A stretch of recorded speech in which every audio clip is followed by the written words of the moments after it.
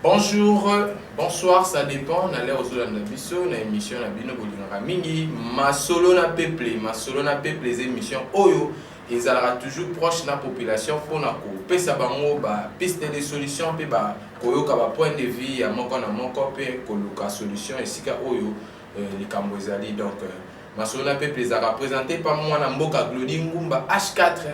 Oyo azala toujours wana kosala bino musala biso tozali bana misala na bino tosala bino musala o bosenga biso. Merci pe na bato nyonso bazo soutenir masolo na peuple bo liker bo commenter bo pesa biso ba soutien eza façon o bo ko pesa ko na musala oyo kende liboso. Donc lelo na mbelek bino communicateur ya union sacrée wazali pe là ba communicateur ya parti présidentiel to bengi IDPS wa bengami na kombo ya Président Jeff, donc toujours déjà invité na biso na mokolo ya lelo. Bonjour Président Jeff. Bonjour Ndeko. Bonne santé. Nangolo Azambe pe grâce à Félix Tshisekedi nyonso ezali kotambolo malamu. To sepeli mingi na ko répondre à l'invitation na mokolo ya lelo. Merci beaucoup ngande mutifona remercier pour l'invitation oyo pesa kibiso poto ya kosolola na bayimbo kana mayemazali kotala actualité politique ndenge uti ba présentation émission na ezali masolo na peuple to meka mpe kobeta masolo na peuple to meka ko expliquer bango le pourquoi l'île ya Lumumba il fallait qui ezonga awa na Congo et qu'est-ce que les Congolais doivent faire pour pérenniser bitumba oyo Lumumba bundaki oyo kutaki bomo inayi à l'époque oyo to utaki koza c'était presque une année après indépendance na biso ya moto yé to éclairer un peu opinion et voir aussi makamba est to komeka ko lobela yango ba détracteurs ya bato bazali kobo ya concert ya wenge on va essayer aussi d'en parler aussi grève oyo ezali ko ça de au niveau il y a secteur ya commerce. C'est un plaisir dans le bakango chaque fois ceux qui tozoya na masolo na peuple ezali pona ko bimisa bambo ditu oyo bomba maki pour population na biso solola parce que ezali masolo tozali ko solola na population baye bape que non Félix Tshisekedi mu kwantongolo mo wa mai Zubwa Bilumbu azali déterminé ya corridorer image ya République démocratique du Congo ezala qui terni pendant le 21 ans du régime de Joseph Kabila et de son père. Merci beaucoup. On est à la Mboka, on a une introduction déjà par rapport il y a présence dans une émission de Bino Bolingara Minima selon la peuple. Mais avant tout, banda trossé maintenant nous na réalisateur na biso Jordan avec un peu ko perception na ba image ko tout monde qui ndenge ba yamba ki lino Lumumba o kitaki na mokolo ya lobi na niveau République démocratique du Congo total vraiment ba image wana ndenge peuple congolais alelaki le tout premier ministre de la République démocratique du Congo lino na ezalaki etambolaki na ba province na biso na niveau ya Congo mais et comment qui peut na niveau ya capitale ya niveau ya Kinshasa to landa ba image wana ya kitoko mo na mboka Jordan kusa azula biso tokutani mwango ngozo ya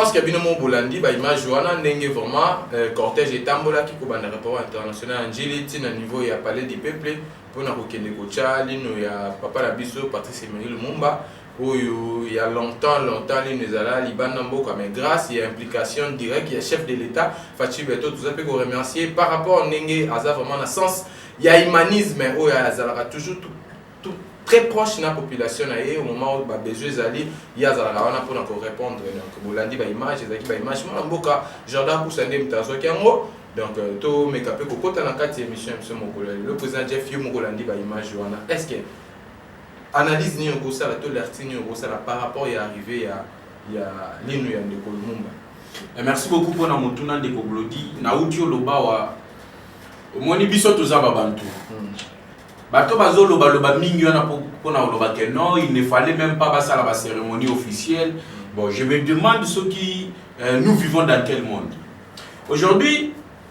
Ba opposant ya régime na biso to silisi bango mayele bazangi maloba koloba ba komi ko diembela na eloko muketu il faut ba lobela yango ba mpesa sens moko négative ou bien le côté négatif pour ba imisa Félix Tshisekedi na population congolaise. Aujourd'hui on vous parle que non Lino Lumumba ça ne mérite pas ba dépense à 2 millions de dollars.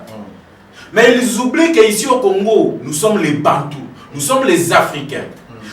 Lumumba Azali, héros national.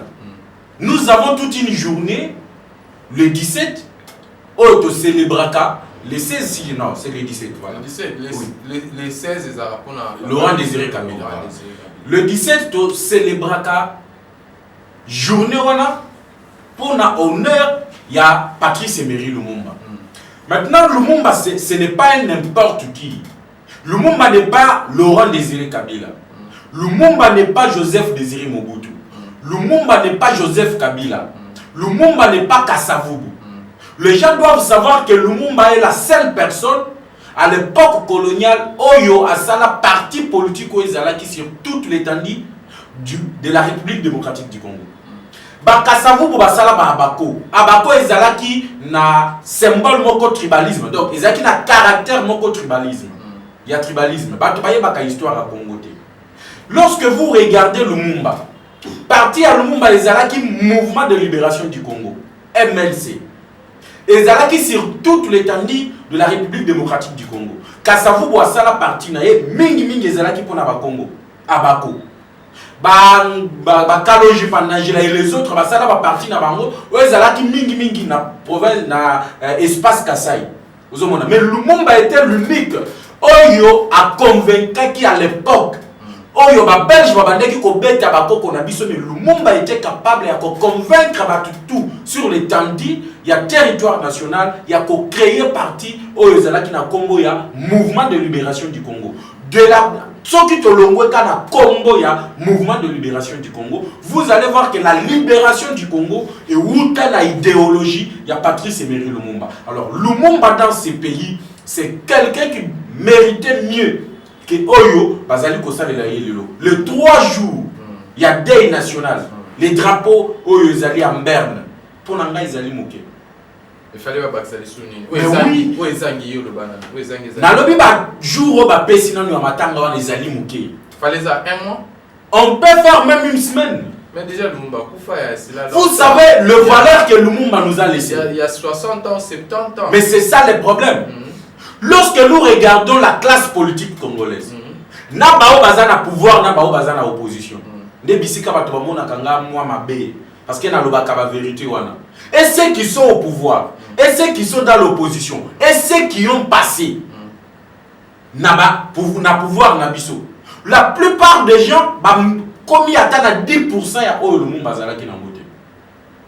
Alors, ce qui lino Lumumba yé Lino est représenté à Bomoto Mutu. Eza Mazaka, eza Lino pour la biso Babantu. Alors, ce qui est Lumumba est yé. Muto a bundé la République démocratique du Congo. Muto a ça que aujourd'hui, qu'il y ait des écoles au niveau d'Afrique, au niveau du monde. Aujourd'hui, ceux qui ont ici au Kokuta, école, il y a Lumumba. Ceux qui ont dans les pays africains, tu vas trouver qu'il y a des écoles où ils ont idéologie à Lumumba. L'idéologie de Lumumba, c'était quoi? L'histoire du Congo, sera écrit par les Congolais eux-mêmes. C'est la personne qui a éveillé la conscience. Il y a un centre en Abisso. Il y a que Bisso toko dépendre de la Belgique. Nous n'allons pas dépendre des colonialistes, mais Bisso mokone toko koma histoire ya Congo. Il est allé plus loin pour dire l'histoire de l'Afrique sera écrite par les Africains eux-mêmes, par les enfants de l'Afrique. C'est quelqu'un qui a révolutionné le monde. Muto ba mindele balinga kite parce que bandaki konyata ba intérêt ya ba mindele au profit ya ba intérêt ya ba noir ya ba nègre ndenge ba bandaki ko benga biso. Le retour ya reliko ya Lumumba pona nga ezali esengo parce que c'est le premier ministre ya mboka na biso. Batu baye bakata tetam bazo critiquer pourquoi Lumumba a été premier ministre na mboka na biso, mais c'est parce qu'à l'époque Lumumba était le seul na parti na mouvement de la libération du Congo. Oh, il y a une majorité. Donc, les députés à Lumumba va voter partout. Mais Batouba, c'est plaindre quand Kabalobi, 2 millions déjà, c'est beaucoup. On a 2 millions, on a ceux qui ont transfo. Moi, on a des gens qui courent au quota. Moi, on a des gens qui courent au quota. Et si on court, ils ont couru au quota. C'est ça le problème des transfo. Au moment où transfo, ils allaient ils ont 15 000 $. Et si on prend un niveau dans la capitale, on a un endroit où on a couranté. On a vu que courant. Ndeko Glody. Les problèmes du Congo, c'est ça. Coplernicher partout. Nali Kambo est normal. Il y a un autre qui est opposant. Nali Kambo est normal. Il faut pas rattacher Yangoka quelque part pour bien cette image. Mais bien que ça là on a régime à Joseph Kabila. Oh, n'est-ce pas ça? Nous on est pas contredire. Bosso bazo contredire. Puis bien nous amabé. Dis-moi, oh, to sala contre Kabila ya lokuta. Tangata moko. Wata Kabila ba kizara bino lelo pesa Kabila nationalité mususu moment Kabila ba on ba Kabila za congolais. Il y a FCC. Mais muto pesa Kabila Congo wana lobby que to kotisa ye na famille à Laurent Désiré Kabila, ce n'est pas moi. Bango moko non. Est-ce que Kyungwa kuma Zazaki azaka muto UDPS? Je ne sais pas. Azala parti politique na ye il a fait oh ezalaki allié à PPRD. Mais c'est de lui que venu ces choses. Les abisso à toi UDPS. Les abisso va de pester. Ce qui te zongi na likambo 2 millions de $. Saviez-vous mausolée à George Washington aux États-Unis? Tout ça en train de vivre mon côté. Quand on parle lorsqu'on a construit le Congo, mais c'est ça. Tout ça le budget mon côté, tout ça ba moyen financier mon côté. Aux hommes, na Congo, biso tout ça dans pays, tout ça na voie de développement. Mais bango baza déjà pays développé. Ba dépense mon ba ça là, on te peut to ça. Tous exemple il y a États-Unis. Pour ça deux exemples États-Unis, est-ce que Congolais ont fait fonder mon américain? Yango na lobby boy. Yeb ça biso. Lorsqu'on a construit mausolée wana, les États-Unis étaient dans les acquis na état plus.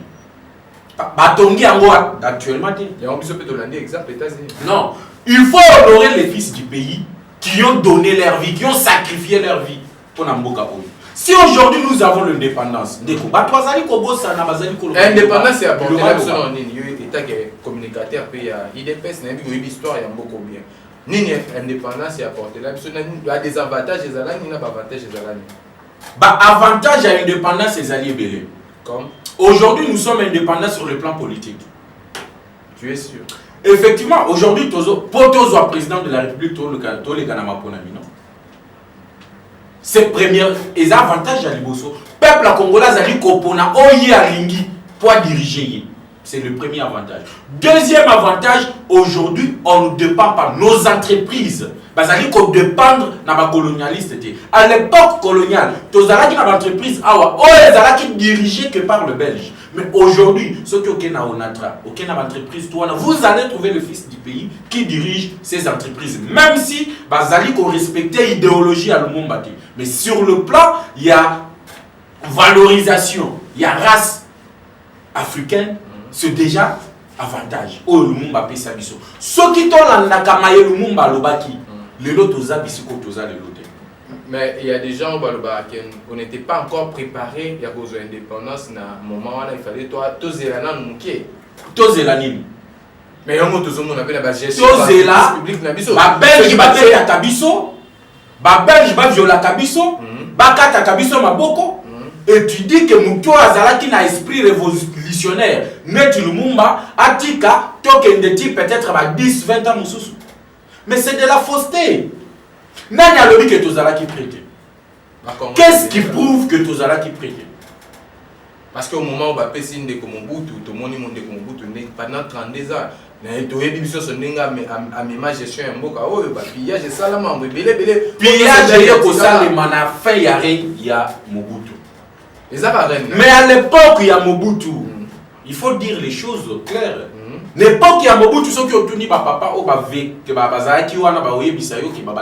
vivre bien. Il vivait bien. Parce que les Belges, ils avaient planifié avant ça. Mobutu a dirigé beaucoup pendant combien d'années? 32 ans. Alors, ça se comprend. Parce que Mobutu a pris le pouvoir en 65. Comment il peut corner pour Yakan? Félix Tshisekedi Moukwantongolo a dit Bango tu azozongisa bazoto na bango pa.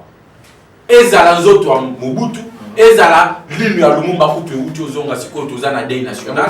Zoto ya Mobutu ezali na Maroc. Ekoya awa.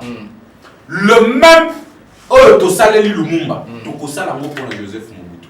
Parce que c'est une personnalité, une figure. Oyo ebandaki ko bangisa. Mutoyo, au moment où le Rwanda va commis kozwa courage à agresser biso. Mais à l'époque de Mobutu, le Rwanda ne pouvait pas parler. Alors, toi, il faut honorer Bango. Premièrement, sur le plan spirituel, ils ont un apport où ils allaient apporter les biso. Le Longoli esprit à Lumumba na Belgique, tozongisi yango na Congo. Tant que tokozongisa Mobutu, tokolongola esprit à Mobutu na Maroc, tozongisi yango na Congo. Malgré Mobutu a salaka alliance, biso zozoyebi a salaka alliance. Nanani. A salaka alliance. Nanani. Tokota pe na po wana. Bongo si tout le monde tozongisa na banzoto na bango parce que c'est important. Alors biso ba o toza vivant na République démocratique du Congo. Vie sociale na biso bo lo bani. C'est ça le problème. Yango zomona na uti oloba na bao bazana pouvoir, na bao bazana opposition, na bao baleka to salela idéologie à Lumumba te. Vous comprenez? Ce que nous sommes en train de vivre aujourd'hui, et ça parce que nous n'avons pas suivi l'idéologie de Lumumba. On s'est concentré dans des vols. Lumumba n'a jamais détourné l'argent de l'État. Mais vous, Lumumba n'a jamais détourné l'argent de l'État. Mais vous allez voir Bato Bakoya na pouvoir. Vous allez voir sa population qui est baillée dans l'esprit lumumbiste. Moutouani Bosso a yebisi biso na esprit à Lumumba. Mobutu. Mais regardez la gestion de Mobutu. Yibandambu, Tikapendambu. Mais Lumumba n'a jamais dit, il n'a jamais prêché à Yibabilon à l'État. Tous ceux qui sont passés au pouvoir, balanda esprit à Lumumba. Lumumba s'est sacrifié pour le bien-être de tous les Congolais. Lumumba s'est sacrifié pour Mobutu à se retrouver. Lumumba s'est sacrifié pour être la richesse nabiso et aider les Congolais nyonso. Mobutu à vivre et sengo ya makambo tozali na yango na Congo na biso. Ba richesse tozali na yango. Mais vous allez voir que oyo malheur tozana yango eza bayi politique. Ba o bazali kokosa Kabila pe Laurent Désiré Kabila yi akosi biso kazali lumumbiste. Mais tala lolengo Kabila salaki makambo na mboko. Détournement sur détournement. Kabila a organisé cette élection. Oh, nazolo baba Kabila régime na bango nyonso. Joseph Kabila ou Kabila na Kabila le père, na Kabila le fils. Dans Kabila le père pas ça bien été tous. Oh, mais Kabila le père a salani. Je ne sais pas non tout. L'agression de la RDC aujourd'hui. N'a provoqué yango. Ce n'est pas Kabila. La vente de 350 km na accord à Elera, ou à Signana Barwande, qui l'a fait, ce n'est pas Joseph Kabila. Mais dans cet accord, on a eu la vente il y a 350 km. Laurent Désiré Kabila a été en Barwande. Et ceux qui me tombent aux anangos, ils allaient par rapport à accord. Alors, Bango Toubaya n'a jamais trahi le Congo. Mais ce que lui avait fait, c'était la trahison, la haute trahison. Et 6 mois à l'époque de Laurent Désiré Kabila, la politique, j'allais accuser Laurent Désiré Kabila de haute trahison. Parce qu'il a trahi la nation, il a vendu une partie de notre territoire au Rwandais. Il a cédé ça au Rwandais. Alors, aujourd'hui, Joseph Kabila Koutukolobate, Mouto, président Wazaraki, Yango Moni, tous ceux qui sont passés n'ont pas suivi l'idéologie à Lumumba. Ceux qui ont la idéologie à Lumumba, donc, tu as la vie sociale, tu as parce que le pays est potentiellement riche. Mais les politiciens qui viennent au Congo, ou soit les autorités qui nous dirigent, pensent à leur ventre. bazo kanisa na ba famille na bango, bazo kanisa na bana na bango, olia ko kanisa na Congo. Aujourd'hui nous avons tout. Les lelo ba mboka neti ba Rwanda ba koki ko agresser biso te. Si on avait de vrais dirigeants au Congo, mboka neti ya Rwanda ekoki ko agresser biso te. Mboka neti Uganda ba koki ko agresser biso te. Les gens oublient que nous les Congolais tobengana Allemagne. Est-ce que bato ba yebi histoire wana? Que biso ba Congolais tobengana Allemagne. Parce que Rwanda, Burundi, Uganda, bazalaki colonisé par l'Allemagne. Biso tozalaki colonisé par la Belgique. Mais to sala guerre. Ba sala guerre baza ba Belgique, mais biso ba koko na biso ba centre na biso. Ba sala guerre contre l'Allemagne. Oh, bazalaki ko coloniser les trois pays wana. To bengana bango, pe to annexer Burundi, Uganda na Rwanda. To komisi yango na état belge, état congolais. À l'époque. Donc, oh, Rwanda ya lingia sala ya kozwa ba minembe wana, mais biso to kanga Rwanda mobimba to anexa ngo na Congo. Pourquoi? Parce qu'à l'époque, on était dirigé par ba colonialistes, tozo lobamabe na bango lelo, mais ils nous ont appris à conquérir, et à se faire respecter par nos voisins. Mais ceux qui bato ba diriger biso na ba mbulu e uti oleka. Ceux qui bazalaki na makanisi wana ba Rwanda ba kokaki kosala face na biso. Nous demandons à ce au moins tout va défiler na aéroport Wandjili. Tout va défiler na palais du peuple. Oh bangai premier ministre. Mais toi tu es premier ministre. Muto yo kolela wana lino ye wana ezaya muto yo prédécesseur na yo. Le premier ministre ya mboka na biso. Idéologie o yazala kinango. Est-ce que ça m'a dit papa Lumumba fait combien d'années comme premier ministre? Pas même une année. Tous en ont. Si quand on a soulevé point mon donc vous avez acquis Sama Lukonde, Azo Sala, vraiment au Essengi n'a été. On ne sent pas qu'il y a un chef du gouvernement. Donc tout le monde déjà que l'échec total est dans l'union sacrée. Dire que l'échec total. Oui, aux alliés, l'un va communicateur, il y a union sacrée. Effectivement. Au moment où l'union sacrée est bimisi, premier ministre a Benjamin Kombo ya Sama Lukonde. Mais tout ça on a plateau na biso ya masolo na peuple oza ko loba. Sama Lukonde aza ko kene na ba idéologie oyo papa Lumumba zaki na monté donc. Déjà ça montre qu'azo aza connecté na peuple congolais to na souffrance. Il n'est pas connecté premièrement avec la vision de Félix Tshisekedi. Oh les alliés le peuple d'abord. Philosophie au papa Etienne Tshisekedi azalaki nango. Parce que les seuls politiciens au Tikala qu'on se réclamait comme le Mumbiste, c'est papa Etienne Tshisekedi. Mais le reste, voilà, aux Ouaba Kizenga, aux Ouaba Kabila, aux Ouaba Mobutu, tous étaient des Lumumbistes. Tala Siko gestion à Bango. Et aujourd'hui, nous arrivons au pouvoir. Yo lobby aux premier ministre, Okeko Yambarili qui a prédécesseur na yo. Motoyo a tika histoire na Congo. Mais lorsque toi tu es déjà à ça déjà une année si je ne me trompe pas, ça m'a le compte. Ouais. Mais tu as le résultat là. Est-ce que pour Ibolongo là, mais ils allaient parlement. Mais parlement bien on non, Ndeko. Moi j'ai toujours plaidé pour un changement et un régime na biso. Nani toyeba nanu nani a commandé à l'union sacrée au quotidien. L'autorité morale de l'union sacrée c'est Félix Antoine Tshisekedi. Le coordonnateur de l'union sacrée c'est Modeste Batilukwe. Jean-Marc Kabunta Azaki nani. Azaki coordonnateur à l'union sacrée. Donc il va remplacer. Il a remplacé l'union sacrée. Bon, Augustin Kabouya Zakanani. Bon, Augustin Kabouya Zali parmi Batoyo Bazali na kokyo bengango na directoire ya l'union sacrée. Donc Bahati c'est chef Augustin Kabouya. Effectivement, c'est Bahati Lukwebo qui coordonne la plateforme gouvernementale l'union sacrée. Mokozambo Kamutwa. IDP c'est ça là mais FDC en compte, c'est ça. Bon, tokende na ba polémique té ya polémique déjà précision. J'ai déjà porté la précision. Dans le bien, c'est lui qui a remplacé Kabunda comme coordonnateur. Il y a l'union sacrée, c'est Modeste Batilukwe. Les gens ne doivent pas oublier que c'est l'union sacrée aujourd'hui. Les alliés l'union sacrée, c'est grâce à Batilukwe. Grâce à Félix Tshisekedi, mais Batilukwe. Félix a donné la vision. Il y avait le zéro. On a la valeur concité Batu. Zaki Batilukwe. Écoutez, que tout selon nous la dimension. La dimension. Et je suis très à l'aise pour nous expliquer. Oui.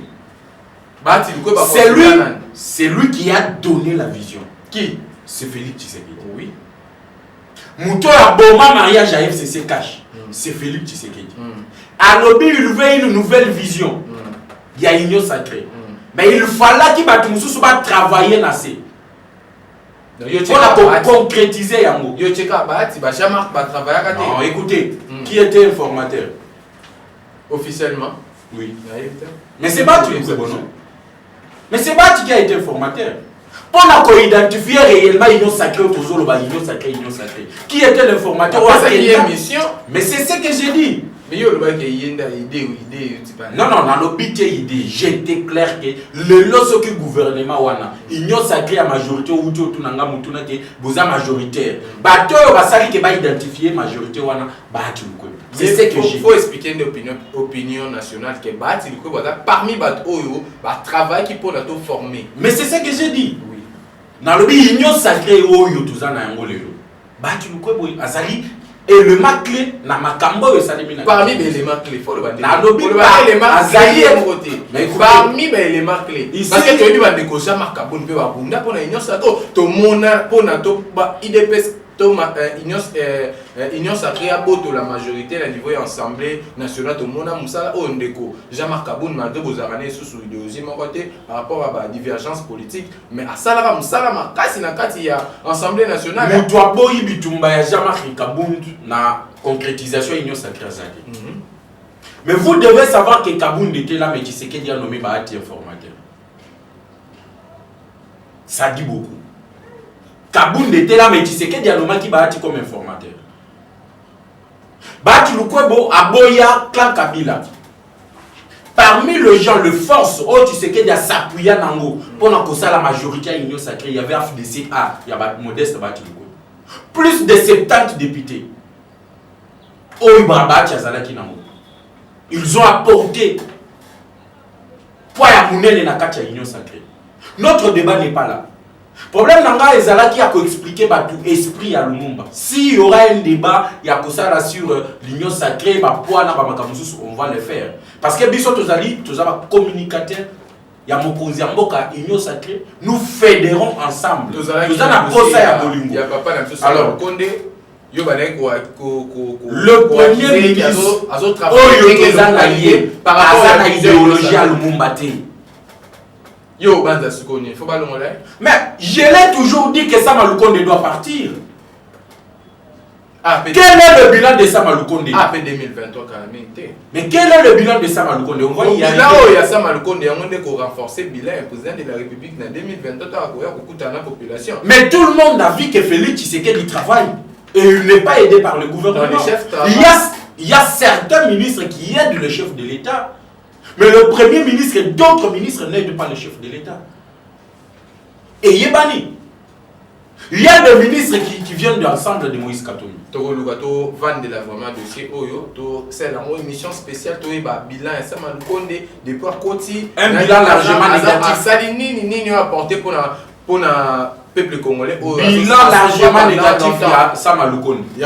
Il doit partir d'ailleurs. Vous vous rappelez que tous Solana communicateur il y a union sacrée avec Ngamina Combo et Jeff Badibanga yende azawana pour éclairer bino couper sa bino ba piste de solution donc quand on a marqué na dossier Lumumba to me capé ko ken to me capé ko beta lisolo ya concert ya wenge o ezobeta dans 2 jours awa le 30 juin au beta na stade des martyrs au ba benisi ba congolais nyonso des pères et des mères ba ya ko répondre à l'invitation ba yo ka au baza ba mourir à bonne musique ba ya kotala Ranson batala JB Piana batala Serge Mabiala baza vraiment belé ba ya kotala mon président Jeff.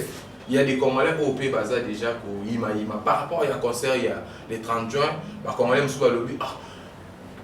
Ministre Asselo, ou le ministre intérieur, a péqué si parlement debout pour limiter le rassemblement par rapport à la guerre pour les gens à niveau à Bunagana. Mais comment a-t-il concert pour regrouper plus de 80 000 personnes? Déjà, il y a l'air à Congolais. Est-ce que vous pouvez partager même en ville Congolais ou à se plaindre? Bon, je ne partage pas les mêmes points de vue. Na évité le concert Ezali, ma béni le concert Ekosal. Il y a à sali parallélisme par rapport au ministre Asselo, a péki si ba parlement debout.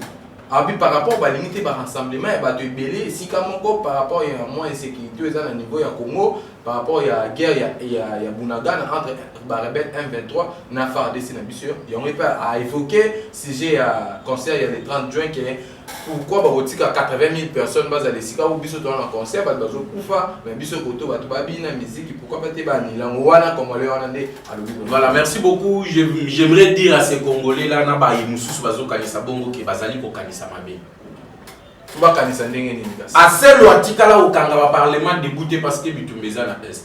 Akanga on se pourquoi? Parce qu'il y avait certains messages. On dirait que ba message moko ya haine, xénophobie et bandaki ko biba na ba parlement debout. Et c'était un danger parce qu'on a vu que l'ambassade, le Rwanda, a commencé à accuser la République démocratique du Congo, qui a commis contraquer les ressortissants rwandais au Bazali pour vivre awa na Congo. Alors, le message na Katia Conseil de ministres, le chef de l'État s'est insurgé contre ces messages de xénophobie, de haine tribale. Et on a identifié le lien au message Mingi, on a identifié le Parlement debout. Ce n'est pas seulement le Parlement debout de l'UDPS. Il faut mettre les points sur les i. Le Parlement au Bakangi et Zaka UDPS. Bakangana le Parlement à la Moka. Alors, les gens ne doivent pas confondre que non n'est Bakangi le Parlement debout. On a même dit que ceux qui ba parti politique balingi basala ba rassemblement na bango na balabala. Il faut qu'il y ait autorisation.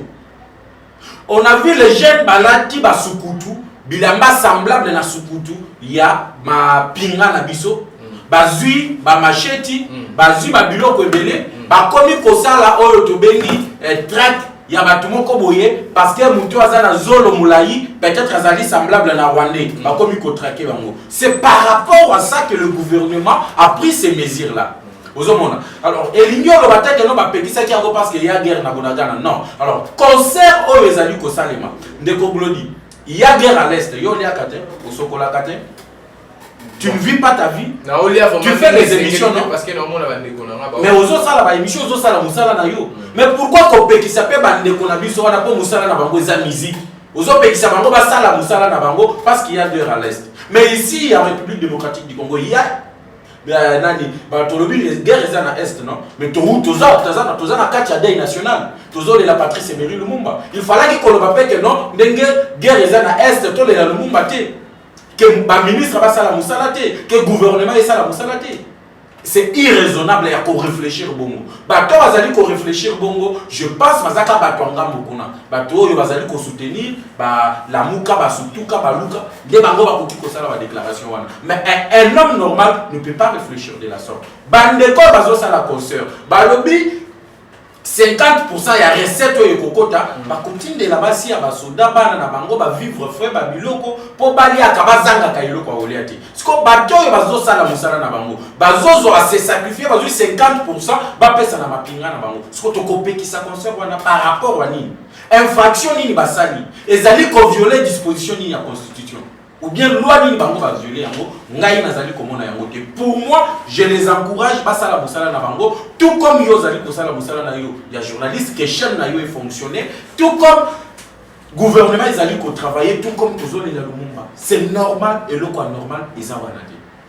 On est allé qui mon amboka Jeff Badibanga a soutenir ba soutien na ezali na Wenge concert les bien le 30 juin ba beta concert parce que recette wana 50% ba couper sango basi basoda na bana basoda pour aider bango pe ba vivre kaka bien lokola congolais nyonso o azana posa ko faire na mboka na ye na bo lenge nyonso. Donc président Jeff Top Mekampe ko kene non na niveau ya guerre à l'est tout mona ki biso nyonso ndenge ba garde o to bengi na kombo ya bana mura basaki ba carnaval na niveau ya république tout mona ki ba bandaki na niveau ya Gombe ba ki ko chiter na échangeur. Bazaki vraiment belé, bazaki déterminé, il y a pour soutenir FARDC na biso, il y a pour vraiment pour traquer les rebelles au bazar pour tongisa biso awa na niveau ya Bunagana. Déjà ceux qui t'hollandais bien, tobito mais capé pour réfléchir. Le président Fachi a déclaré déjà guerre indirectement na Rwanda to ils a façon ya ko bangisa ba adversaire na biso par rapport à carnaval wana ko to monaki bagarde républicaine basalaki parce que bazaki vraiment déterminé on sentait que bateau bazar déterminé à aussi sa guerre moko o ezo tunisa peuple congolais. Bon merci beaucoup, j'ai dit merci à mon Quantombolo, Fachi Béton. yango topesa yi kombo à béton parce que le béton armé partout. Au moins Kolobate que non a ligné déclaré guerre. Félix avait déjà déclaré la guerre. Yango tolobaka bato yo bazali Babylon Kondo soyo ko salima. Nous avons compris maintenant qui sont des véritables Congolais et que la loi Tchani doit être votée au niveau de l'Assemblée nationale. On ne peut pas comprendre que bato yo ba yé na mboka na biso bazana ba origine douteuse. Le gars bazo senga biso to kende ko négocier na Rwanda, un pays qui nous agresse, 12 millions d'habitants, des morts déjà en République démocratique du Congo. Mais Katumbi depuis longtemps a lobité mais porte-parole na yé na TV5 monde azo kende lobaka non, o Tshisekedi to mona ki na Kagame, batikala ko condamner Rwanda. Donc le Rwanda ne nous agresse pas, on doit négocier, on doit dialoguer avec le Rwanda. Dialoguer avec quoi? Rwanda va dialoguer trop, on a plus de temps. Tosolo ina Rwanda Félix Tshisekedi s'est ouvert. Ayebisi bango nous sommes condamnés à vivre éternellement comme des pays voisins. Tozala ba pont. Tozala ndenge moko totika bitumba. Mais Rwanda yokiti. Mais quel dialogue lisusu oyo Olivier Kamitatu porte-parole à Katumbi azoyebisa biso tokende kosolola na Rwanda. Eza dialogue ani. Olivier Kamitatu to respecte comme mingi papa, mais ba propos ozo tenir vraiment ça montre que yo pour moi non congolais. Comment un étranger, un Congolais jamais Congo to négocier na Rwanda, to négocier ni. Les alliés politiciens, on a un dialogue entre les Rwanda. To négocier ni. Taba tout ça va réclamer que tout quatre relations diplomatiques na Rwanda, yazo lukato que négocier. Photo kata ngo, so to mona kutu bana mboka ba Delph Muzito ba osenga photo kata, Delph Muzito kuta évoqué il y a longtemps. Il y a une série Azaki coordonnateur il y a la Muka, c'est raison pour condisika la Muka. Alors que Congo pour guerre ici là, il faut engager guerre directe na Rwanda. Puis photo ton ami. C'est to sala ngote guerre côté là aussi là jamais. So bo se rappeler na maloba. Oh on de quoi Delph Muzito aloba. Na minute yo ozala olinga président de la République té. Olinga tozana temps tout le monde on doit s'entraider. Faut s'entraider, faut linga mboko, faut se soutenir parce que tozana bitumana voisin na muna. Parce que yo ozana 4 ans ozo soutenir muna. C'est que yo poza muna. Oza muna la République démocratique du Congo. Tozana moment au biso nous photo za derrière FRDC, derrière commandant suprême auto abengami na Congo ya Félix Antoine Tshisekedi. Olingaye, oza mtalamuka, oza mta PPRD, oza mta FCC, oza mtu ya couleur politique nyonso toza derrière FRDC ou eza na commandement ya président na biso de la République Félix Tshisekedi Antoine Tshisekedi. Président chef déjà par rapport ya makambo nyonso. Idée ni noko couper ça par rapport ya FRDC na biso par rapport à guerre à l'est pour to citer to Kenya. Voilà. Et le côté sengaka, on a sengaka chaque fois ils allaient y a s'enrôler na. Il y a ça la réforme il y a armée na biso. Au moins ni tokola ko ça la émission moko parce que biso tozali capable ya Rwanda koki ko adresser biso de. Na uti oloba wa ni bandeli. Biso ba congolais aussi to annexer Rwanda comme avec 7e province et 7e province à l'époque. Pour tozaki na 6 provinces. Mais Rwanda to komisa bango ba 7e province na biso. Et nous sommes capables ya ko ça la yango. Mais il y a la manière de le faire. Ceux qui te allaient raisonner malade. Ceux qui baillent politique va raisonner malade. Peut-être que tu as la maman dans l'émission sur ça. Mais eux, tu allais pour le moment. Comme le Rwanda nous agresse, on doit identifier les infiltrés. Ils allaient dans la politique, ils allaient dans la journaliste, ils allaient dans l'armée, ils allaient dans la police, ils allaient dans le service de renseignement. Tu as identifié bango. Tu as l'ongo na bango na babisika wana. Mais tu as bilingé na biso na formation. Et je préfère aussi que Mokozambo Kakoki Kosa la formation militaire obligatoire na ba jeune tout au 8 diplôme d'état batingo na service. On va s'aller aux États-Unis, il faisait la bonne au monde. Ce qui te sali en bongo, chaque Congolais sera capable de défendre la belé na biso bisika to azali. C'est l'une des solutions, il y a aussi il s'appelle insécurité. Mais ce qui te lingi penza que sécurité tikala ya libela, il y a des choses à faire. Il y a des choses à faire. Il y a des raisonnements où il faut tout raisonner. Le ministère de plan, le ministère de recherche scientifique, pour la poluka kimyawana et tikala libele. Mais pour l'instant, enrôlons-nous dans l'armée. Dès que 500 jeunes, ils ont déjà formation militaire. Kamina plutôt, formation bazotinda bango déjà na est parce que tozalaki na problème pe effectif au niveau ya est wana mais tant que bazoya 1000 déjà bautaki Gabon baza wana baoya kamina pe bazali koya donc nous allons sécuriser notre territoire enrôlons-nous dans notre armée to simba na loboko na maboko sima mokonzi ya mboka le commandant suprême et sima ya mapinga na biso FRDC pour tomeka MP kosilisa insécurité oiza bazali ko imposer biso et pas ya Rwanda. Il y a quelque chose de dérangé par Congolais. Des options. 2023 on a élection. Tout ça problème au faux armée n'a plus de financement vraiment jusqu'au dents. Il y a un Congolais qui va poser la question. Na base en bon élection. Batiango pour na y renforcer armée. Na base en bon va organiser l'élection en 2023. Na habitué poser Congolais. Yo préféré. De Koglodi, les élections ne vont pas mettre fin à l'insécurité. Mais l'armée peut mettre fin à l'insécurité. Ce qui te lobby to kende maponami to tika ko appuyer FARDC to kende maponami. Siko bisiko ba rebelle na bazali ko conquérir ba territoire.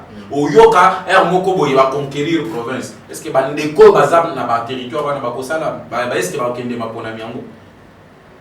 Parce que bisika wana moyen ba agent ya seni ba kende wana ezate. Ba rebelle de bazali ko gérer yango. Vaut mieux ko soutenir FARDC.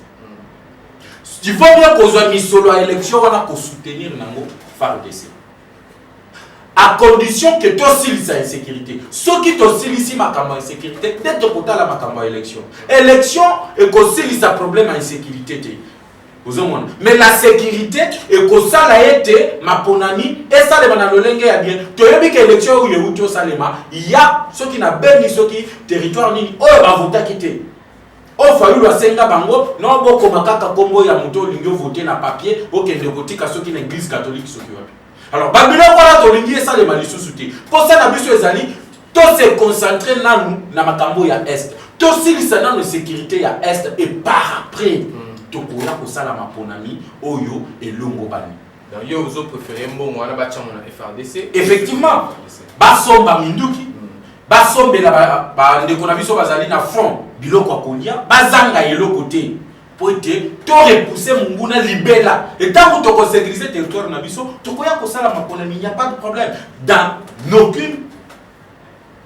aucun pays plutôt élection etikala ko luka sécurité na mboka te.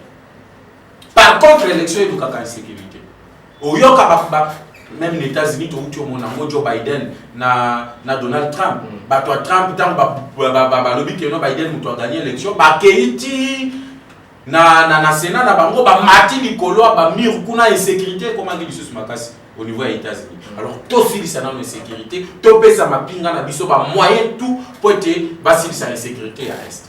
Bobanzi bolandi o lobby ndeko Jeff Badibanga to pesa mapinga to pesa FRDC to soutenir bango. Ceux qui votent les monts à sénateur, pour que ça peut faire. C'est ceux qui votent les monts à député, pour que ça peut faire. C'est ceux qui votent les monts à élection, pour soutenir Mboka à Bisso, pour Mouna Zamboka à Bisso. Moi je suis d'accord. Ceux qui élection posent là, bon, on va tchana nous FRDC parce qu'on appelle en limaté dans mon andékonanga na bunanga na zokufa, mais on a qui voté. Ils ont vraiment dans la imité. Et tant que naza imé, na olingana na sécurité si la nakuna et puis to yeba ndenge nini ya kosala mapona mina mikolo ekoya. Donc, on est à la kin de Kochef Badibanga, à communicateur et union sacrée, toujours qui est vers Koko, toujours on a fait émission à Bisso. Président Jeff, tout le monde qui est de Gilles, ou Azalipe, collègue Nayo, vous avez bien union sur le communicateur, la partie présidentielle IDP, ça va qui est depuis semaine et hôtel Koleka, Tony Koé, dossier à moi, et Suki Wapi, et Zoko Bandengeni. Merci Ndeko, Ezali Kosalanga Passi, que Bamakambo na biso a partir comme match na niveau justice. Au Pésio a présenté qui Gilles ou à l'obaki que Gilles a sali la déclaration il a coïncité ba la haine tribale na Bamakambo sous. Nous avons recherché partout il y a au moins ta vidéo moko. Au Gilles a banda qui coïncité ba la haine tribale tout le monde yango. Nous leur demandons à qui sabiso à ta partie à ta voice moko. Au Gilles a banda qui ko yebisa batu ba traquer ba Rwandais ba boma ba Rwandais ba pesi biso ya wote lobby nazala ki na ndeko Gilles na parler de la justice parce que alongo na aner a commis na parler de la justice J'ai parlé avec ses avocats. J'ai vu l'avocat général de la République. Et j'ai vite compris que Bakangeli Gilles na bitumba. Oyo azalaki nango au sein du parti. Tozala na wala na mukuse. Bakangeli Gilles na bitumba oyo azala nango na parti.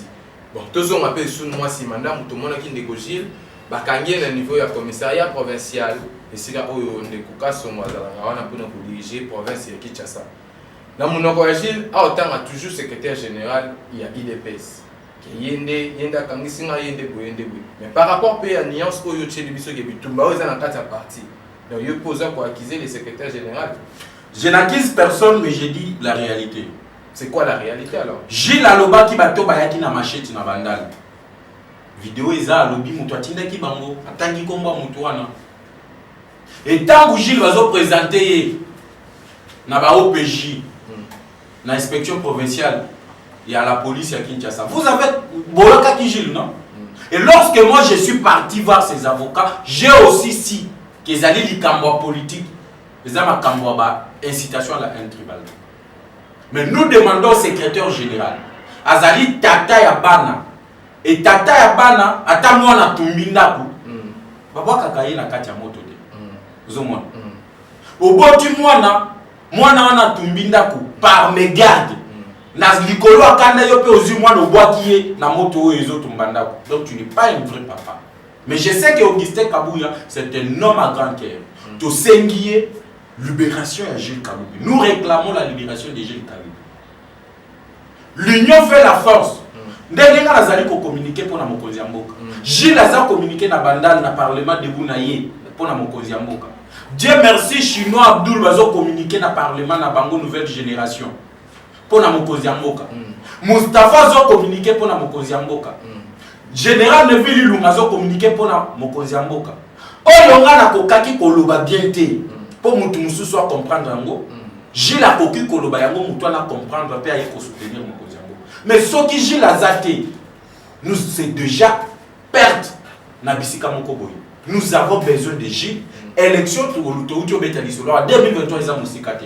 Avec la force de biso parlementaire debout, to kolonga ensemble, ba libérer Gilles Mouniere, soki ezali likambo politique, ndenge tozali koyoka yango.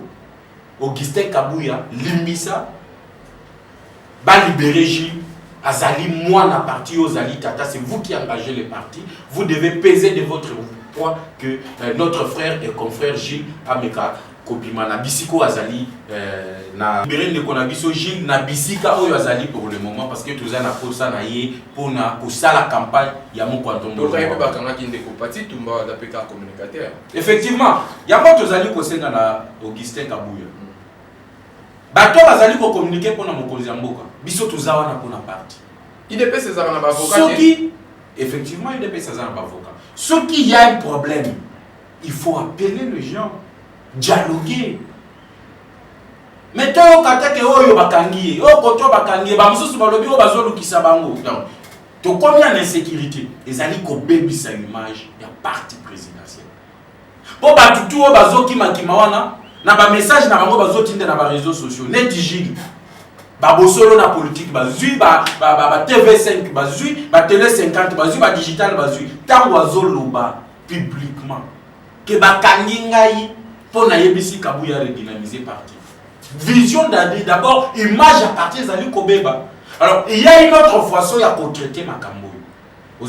On n'a jamais vu tant que PPRD Zaki na pouvoir, Bakandisi communicateur à PPRD. Et puis, Bakola qui s'est la télévision Congo. Et puis, Moutouana a acquisé secrétaire général à PPRD. Tout est là comme on a Babilo Kouana. Et ça nuit à l'image. Il y a parti, oh, Etienne Tshisekedi. Atike la biso pe ezali connuire na image ya mokonzi ya mboka. Et ce que nous pouvons demander ici baba kamususu to traiter kango ba français balobaka le linge sale c'est la même fois. Ouais, merci mingi na balandi nyonso ya Yoka Base TV, batu nyonso ba soutenir biso, pourquoi pas te maman Jacqueline Lumbu, merci na ba soutien na yo. Donc merci mingi pe na DG na biso ya Bechole, sikozali, merci na opportunité. Wana ezaki mwana mboka président Jeff, mot de la fin pour te chuter l'émission na biso numéro contact pour te tenir. Merci beaucoup Nazali Kosenga na bandeko na biso to bazali kolanda biso à travers ya émission Masolo à peuple sur Yoka Base Télévision. Bon, continuez à s'abonner massivement. Tokozala kawana pona ko éclairer bino na maimazali maimatali actualité politique. To songa mokonzi mboka biso tout aux la sima président Tshisekedi ou azali na vision ya kobongisa masolo ya mboka na biso. To comme appelé ti Allemagne Afrique ndenge moko Félix Antoine Tshisekedi alobaki yango nazali kopesa numéro ya contact nanga peut-être au Kokyo Zalama, l'Ikadisho Tokoki Kokabola, à ce qui concerne l'avancement en Bokanabiso, c'est le plus 243 81 717 11 97, plus 243 81 717 11 97. Mes salutations à Bénédicte Kazadi, salutations à Judith Kazadi, salutations à Micheline Eloko, salutations à Sarah Asombo, salutations à Salvador, salutations à Mimi Rogo, salutations également à Mimi Polisha, là où tu es dans mon cœur. Salutations à toi. Des salutations également à Ndeko Azali si ma caméra. Jordan si ma caméra. Salutations à ma réalisateur Nyonso. Il y a Yoka Base Télévision. Je suis ravi. Plateau Kitoko Moussala Kitoko. Sans oublier le DG de Yoka Base Télévision, Trésor Lumbu, dit à Bécholé. Merci beaucoup, président Jeff. Alors, tu as vu que tu as belé parce que tant peso pour ma bisomètre, tu rejoins matin. Tobeta o non to 8 ans à monter à Kobeta. Effectivement, ça sera avec plaisir au Yoto. Koya les sous kaka na émission yo masolo peuple ko la population. Kota isabango musala Félix Tshisekedi azali kosala. Et surtout on a des points on a des moto Kobeta vraiment.